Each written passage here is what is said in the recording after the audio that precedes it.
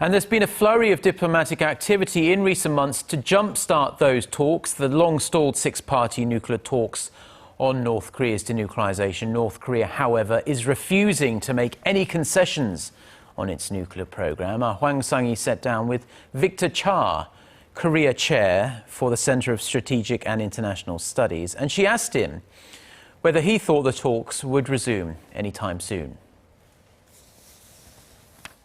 Bringing back North Korea to the negotiating table could take some time.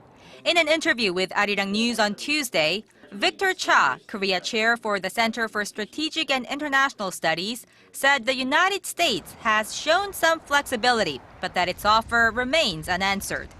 But I think what the United States is saying is that, look, if you show you're willing to stop testing and allow inspectors back in, then the U.S. is willing to come back to negotiations.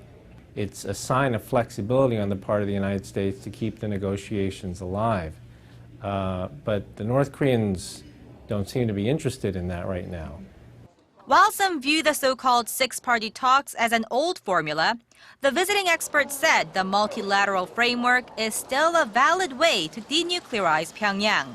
The six-party talks involving the two Koreas, the United States, China, Japan, and Russia, broke down in December 2008. The U.S.-North Korea bilateral is important because North Korea wants to talk to the United States. But the six-party format is also important because it ensures that whatever agreements are made between the U.S. and North Korea are reaffirmed in a six-party context to ensure that, in particular, the North Koreans comply with the agreements. Dr. Cha says China could take a stronger role by linking North Korea's economic aid to its denuclearization, but that it's not ready to take that risk. If they cut off things too severely, they could collapse the regime. And right now, at least their calculation is that that is not worth the risk, even though it means a slowly developing nuclear program. And the remaining five parties have problems of their own. For instance, South Korea and Japan are at odds over historical issues. Dr. Cha says the friction will affect the ability to coordinate effectively on North Korea, which is why the two neighbors both need to take action. I certainly think that Japan should issue an apology for the comfort women.